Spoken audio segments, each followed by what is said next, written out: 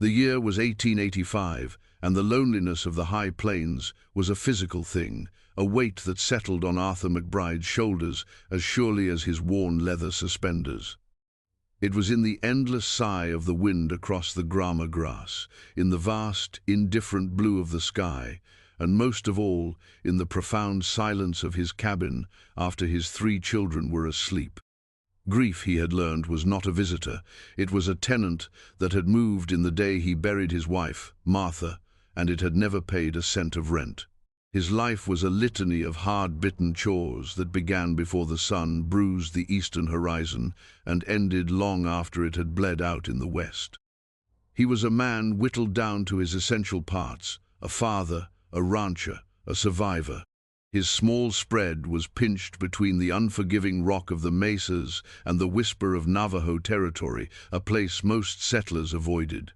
But the land had been cheap, and with 3 mouths to feed, cheap was the only language Arthur could afford to speak. There was Clara, his eldest at 12, who had taken on the solemn gravity of a woman twice her age, her hands already chapped from lye soap and hard work. She was his shadow and his memory, a living echo of her mother's quiet competence. Henry, at 8, was a bundle of wiry energy and unanswered questions, his freckled face a constant map of curiosity and mischief. And then there was Rose, 5 years old, a sunbeam in the dusty corners of their life, whose laughter was the only currency that still held any real value. They were his reason and his burden, the anchors that kept him from drifting away on the tide of his own sorrow. His days were a rhythm of mending fences that the wind seemed determined to unravel, tending to a small herd of cattle whose ribs showed like counting beads, and coaxing a meager garden from the stubborn soil. He moved with a heavy deliberation, his body aching with a weariness that went deeper than muscle. He was a man running a race against the changing seasons, against failing equipment, and against the ever-present specter of not having enough. The stasis of his existence was a slow grind, a chipping away at the man he had once been, leaving behind a stoic shell that housed a hollowed-out heart. On a blistering afternoon in late summer, when the air shimmered with heat and the world seemed to hold its breath, Arthur rode out to check the northern boundary of his property. It was a desolate stretch where his land met a tangle of cedar and rock that spilled into the lands of the Dine, the Navajo people. He carried his rifle, more out of habit than expectation. The silence was absolute, broken only by the creak of his saddle and the buzz of a lone horsefly. It was a sound that broke the stillness, a sound that did not belong. It was not the cry of a coyote or the shriek of a hawk. It was a choked, guttural sound of pain, sharp and then muffled, as if bitten back. It came again, weaker this time.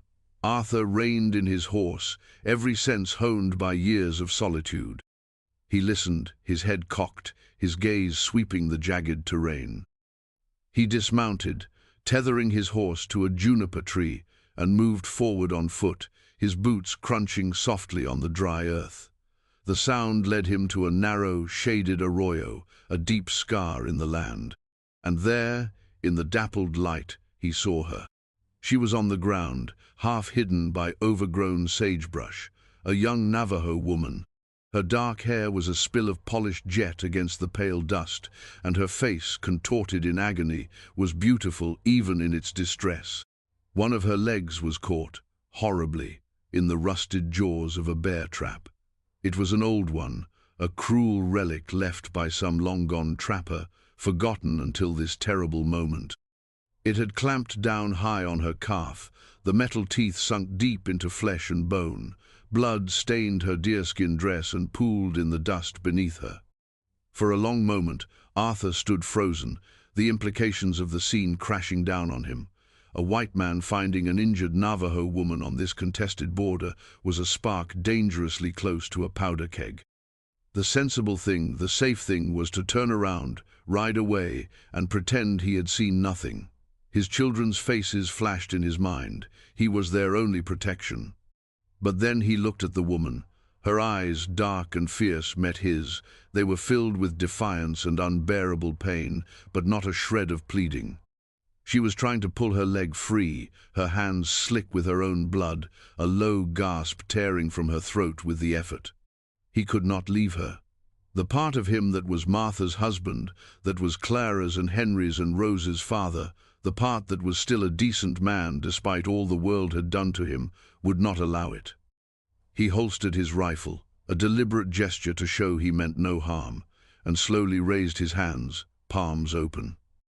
"I'm not going to hurt you," he said, his voice raspy from disuse. "I can help." Her eyes narrowed with suspicion. She stopped struggling and watched him, her body tense as a drawn bowstring, ready for a final, desperate fight. He saw the intricate silver and turquoise jewelry at her throat and wrists, the fine beadwork on her moccasins. She was not just any woman. There was an air of nobility about her, an undeniable pride that even this brutal agony could not extinguish. Arthur approached slowly, as he would a spooked horse. "The trap," he said, pointing. "I have to get it open." He knelt a cautious distance away, studying the mechanism. It was old and rusted tight. It would take all his strength to pry the jaws apart. "This is going to hurt," he said, more to himself than to her. He knew she likely didn't understand his words, but the tone, he hoped, conveyed his intent. He moved closer, his hands reaching for the release springs. She flinched, a hiss of pain and warning escaping her lips. He paused, his gaze meeting hers again. "Let me help," he repeated softly. He saw a flicker of something in her eyes, not trust, but a desperate acknowledgement of her own helplessness. She gave a short, almost imperceptible nod. Putting his knee against the base of the trap for leverage, he gripped the cold, rusted steel. He pulled, his muscles straining, the cords in his neck standing out. Sweat beaded on his forehead and trickled into his eyes. The rust fought him, groaning in protest. The woman let out a sharp cry as the movement sent a fresh wave of agony through her leg. Arthur gritted his teeth and pulled harder, pouring every ounce of his strength into the task. For a terrifying second, he thought it wouldn't budge. Then, with a loud crack, the jaws gave way, opening just enough. "Now," he grunted, and with his free hand, he carefully worked her leg out from between the metal teeth. The wound was grievous, a deep, mangled crescent of torn flesh. As soon as she was free, she collapsed back against the dirt, her breath coming in ragged sobs, her fierce pride finally broken by a wave of shock and pain. Arthur knew she couldn't walk. Leaving her here was still a death sentence. Coyotes, infection, the unforgiving sun, they would finish what the trap had started. There was only one choice, and it was the one that led straight back to his home, straight back to his children, bringing this dangerous new reality with him. He tore a strip from his own shirt, creating a makeshift bandage to try and slow the bleeding. As he gently wrapped the wound, her head lolled to the side, and she lost consciousness. He carried her back to his horse, his arms straining with the unexpected weight. She was light, but it was a dead weight, and the journey back to the cabin felt miles longer than the journey out. He managed to get her situated in front of him on the saddle, her head resting against his chest. Her breath was shallow against his shirt. As he rode, he felt like a man who had just picked up a lightning bolt, unsure of where or when it would choose to strike. The children were playing in the yard when he rode in. They stopped, their mouths falling open at the sight of the unconscious woman in their father's arms. Clara's face tightened with worry, while Henry's eyes were wide with a mixture of fear and awe. Little Rose hid behind her sister's skirt. "Clara, get the door," Arthur commanded, his voice tight.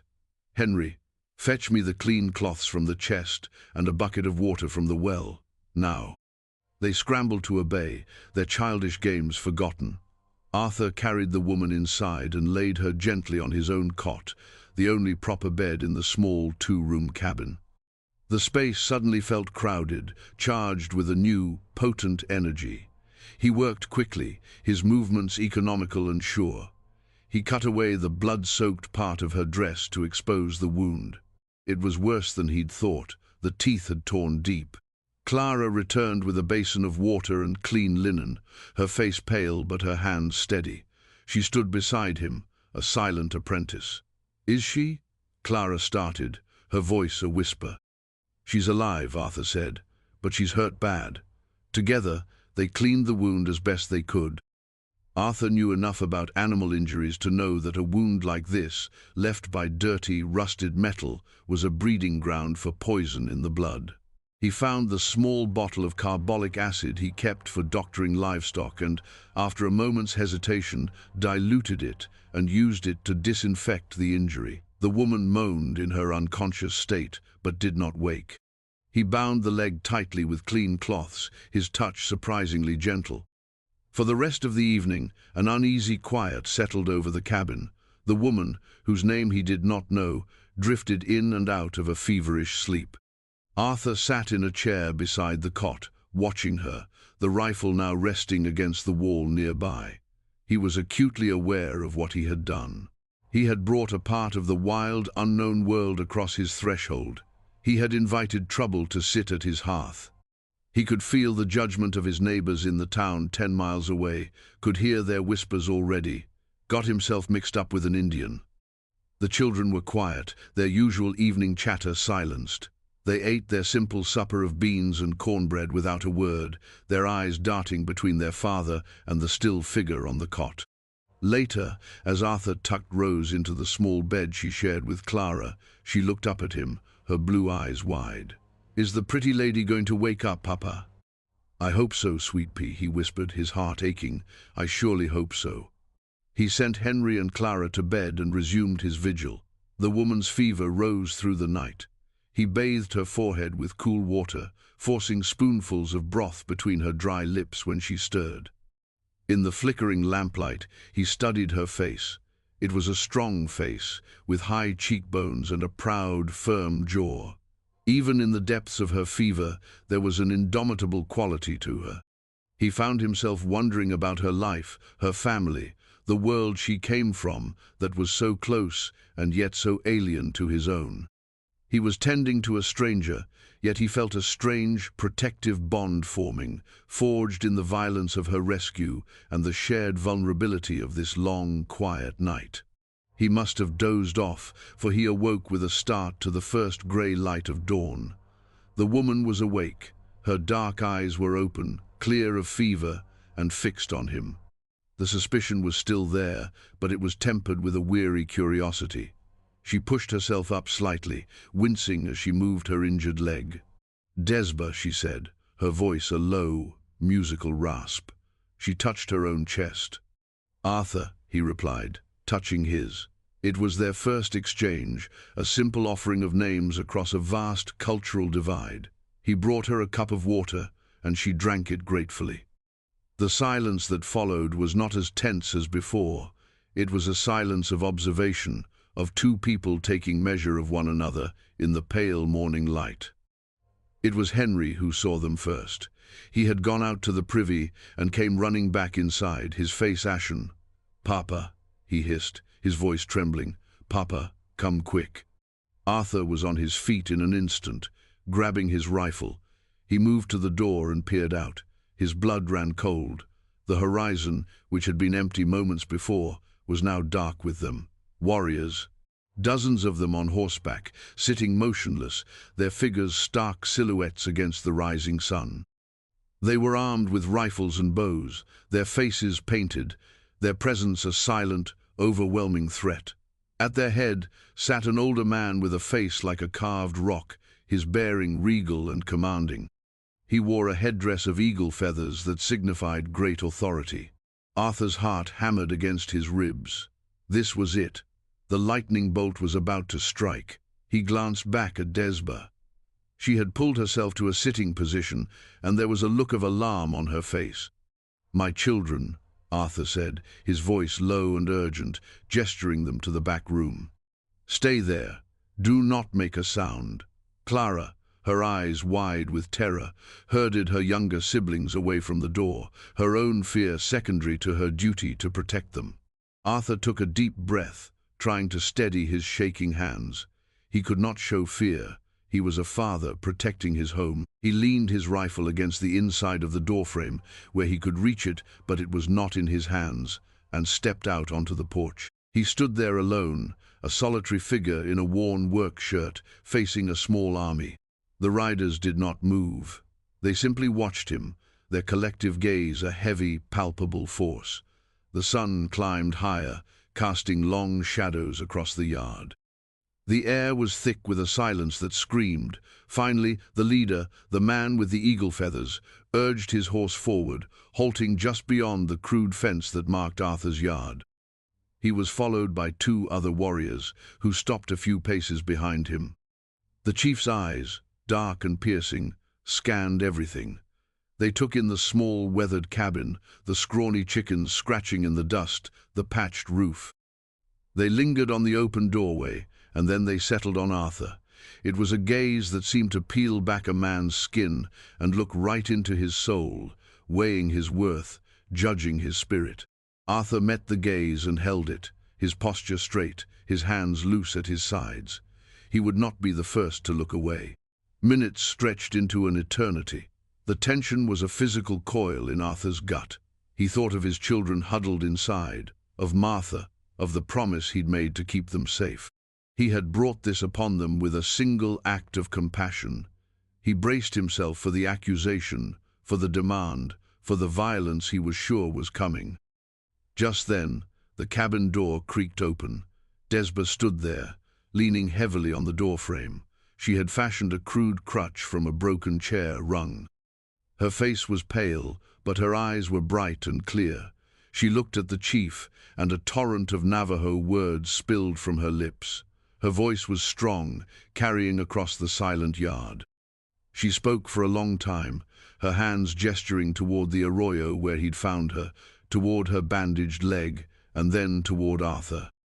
The chief, who Arthur now understood must be her father, listened without interruption. His stern expression did not change, but his eyes shifted from his daughter back to Arthur, and this time the look was different. It was less a judgment and more a deep, searching assessment.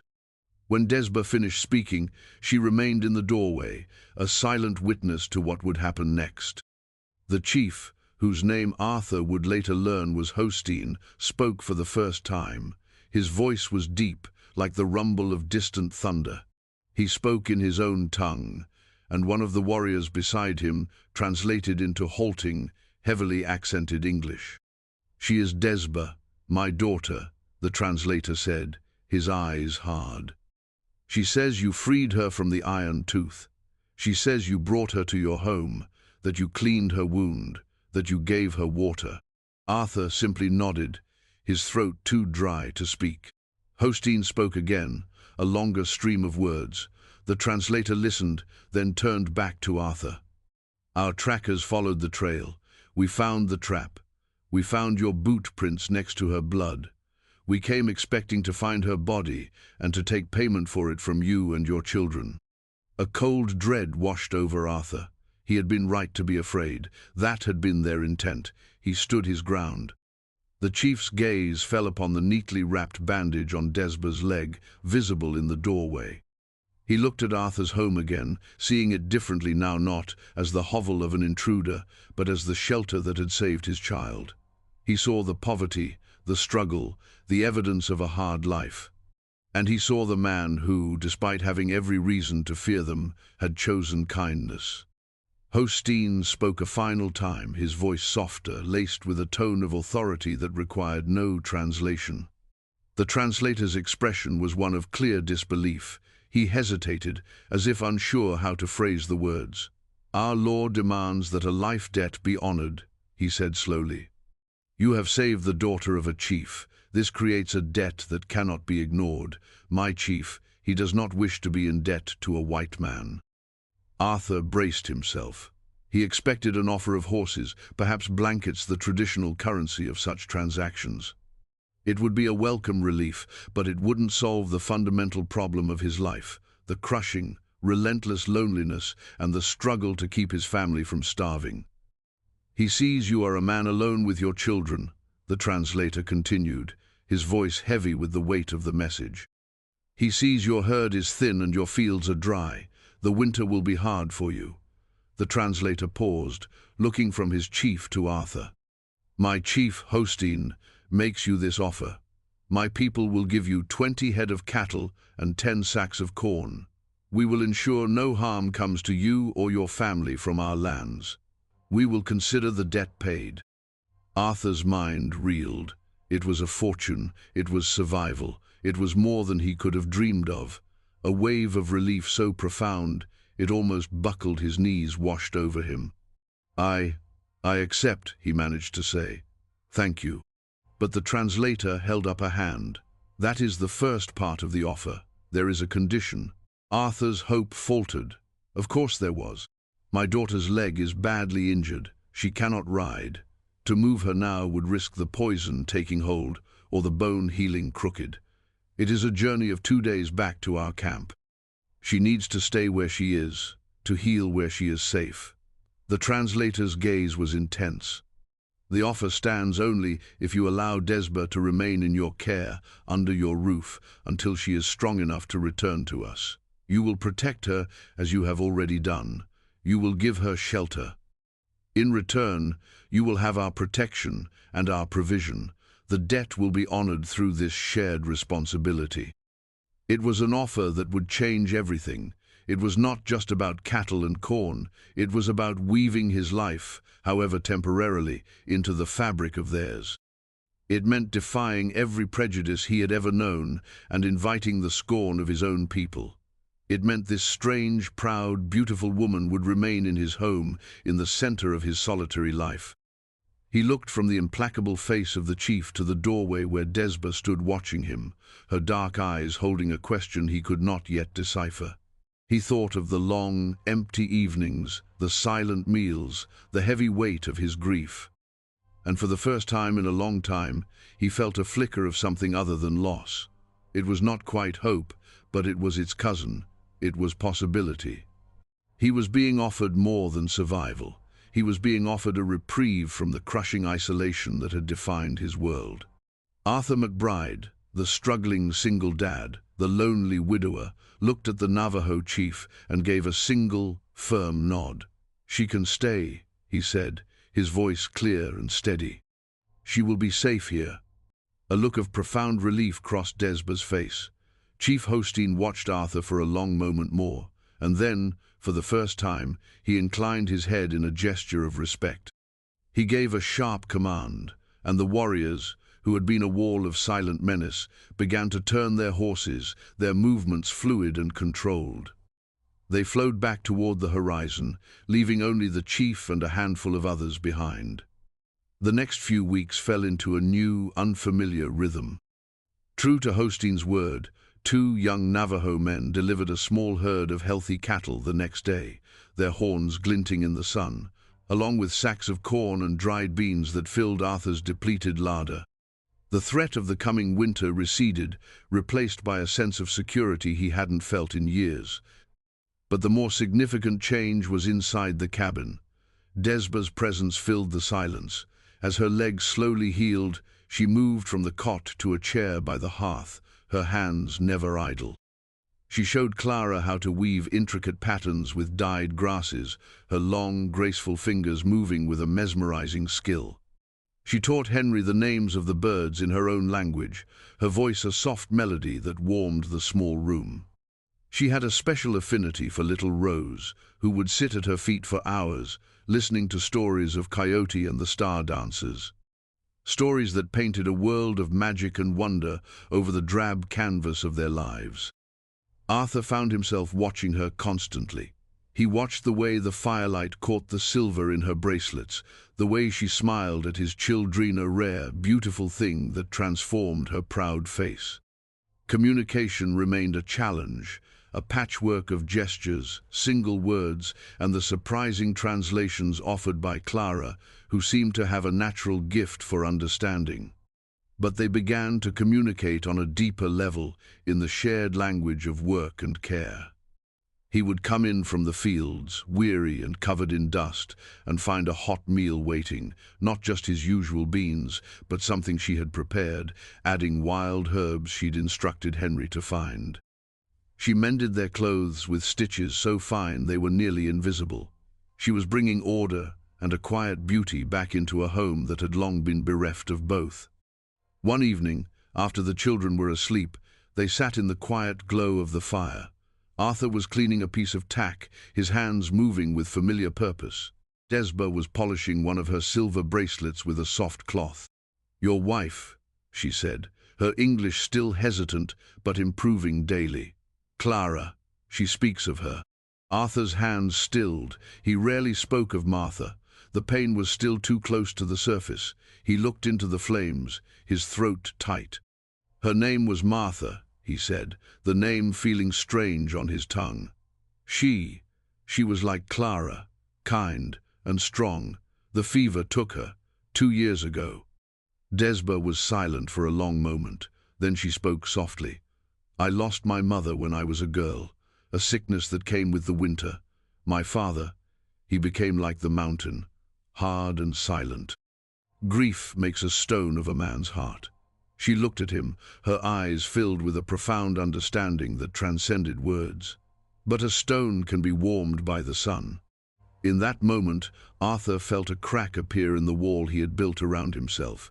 She saw him, not just as a settler, not just as a father, but as a man hollowed by loss.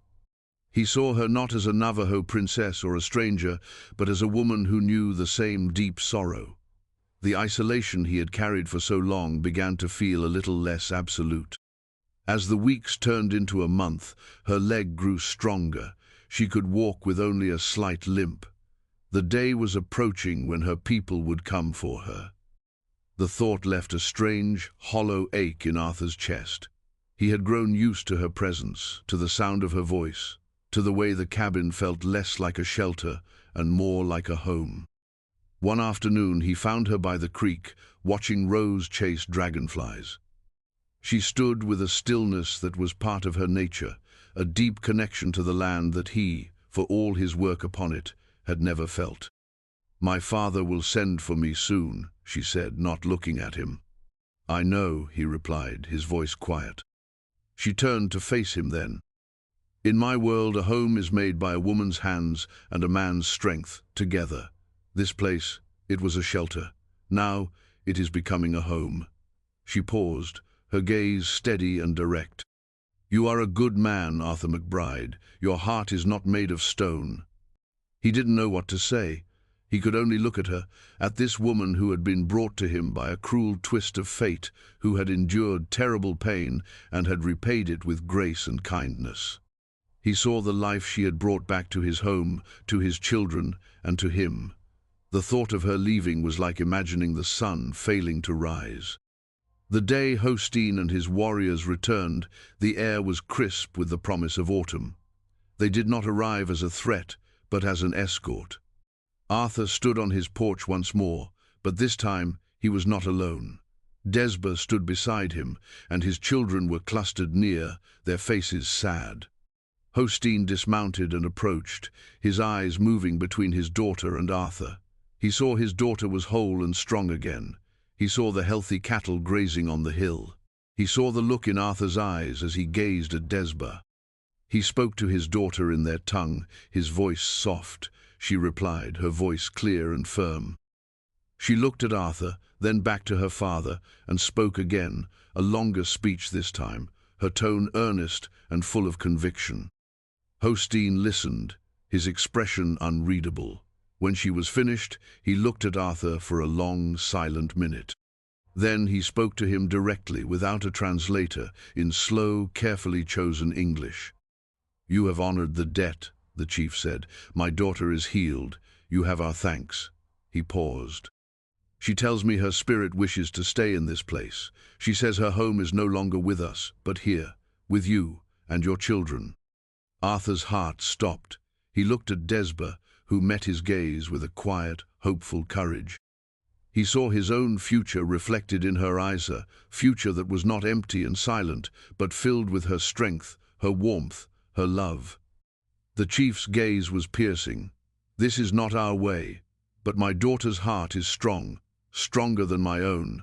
If she is to stay, she will not stay as a guest. She will stay as a wife, as the mother of this house." He looked at Arthur, his question unspoken but hanging heavy in the air. This was not an offer of cattle or corn. This was an offer of a life, a family, a future. Arthur McBride looked at the proud chief. He looked at Clara, Henry, and Rose, who were watching him with pleading eyes. And then he looked at Dezba, the Navajo woman he had found broken and trapped, who had, in turn, rescued him from a prison of his own. He reached out and took her hand. Her fingers curled around his, warm and strong. "Yes," Arthur said, his voice thick with emotion, "she is already home." A slow smile spread across Hosteen's weathered face. He had not lost a daughter, he had forged an alliance stronger than any treaty, a family bound not by blood or by law, but by an unexpected act of kindness in the heart of the vast, unforgiving West. The land was still hard, and life would still be a struggle, but for the first time since he had laid Martha to rest, Arthur McBride did not have to face it alone. He had a home again.